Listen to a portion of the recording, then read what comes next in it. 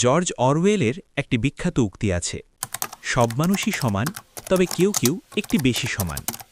আমরা কি সত্যিই সবাইকে সমান চোখে দেখি, নাকি মানুষের মৃত্যু নিয়েও আমরা হিসাব করি কে কতটা গুরুত্বপূর্ণ? গত কয়েকদিনে বাংলাদেশে বেশ কিছু প্রাণ ঝরে গেল। রাজধানীর মগবাজারে ককটেল বিস্ফোরণে ছিন্ন ভিন্ন হয়ে গেল ২১ বছর বয়সী তরুণ শ্রমিক সিয়াম মজুমদারের দেহ।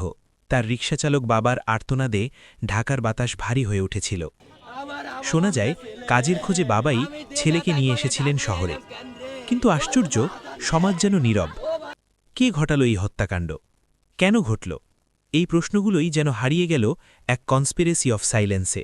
অন্যদিকে আজ সারা দেশ হাদি হত্যা নিয়ে উত্তাল। অবশ্যই হাদির হত্যার বিচার হতে হবে, তার পরিবার ন্যায় বিচার পাক, এটাই আমাদের চাওয়া। চার্জশিট হয়েছে, প্রতিবাদ হচ্ছে, এটা ইতিবাচক। কিন্তু প্রশ্ন জাগে, এই প্রতিবাদের আলো কি কেবল নির্দিষ্ট কিছু নামের উপরেই পড়ে? সিয়াম তো কোনো বড় নেতা ছিল না, সে ছিল একজন সাধারণ শ্রমিক। তার কি জীবনের মূল্য কম? হাদির হত্যাকে কেন্দ্র করে পলিটিক্যাল স্কোর করা গেছে, ফুটেজ খাওয়া গেছে, এমনকি নিজেদের মতের বিরুদ্ধে যায় এমন দুটো পত্রিকাও পুড়িয়ে দেওয়া গেছে। সিয়ামের লাশের হয়তো এত লেভারেজ ছিল না, তাই কি তার শোক আমাদের কাছে কম গুরুত্বপূর্ণ?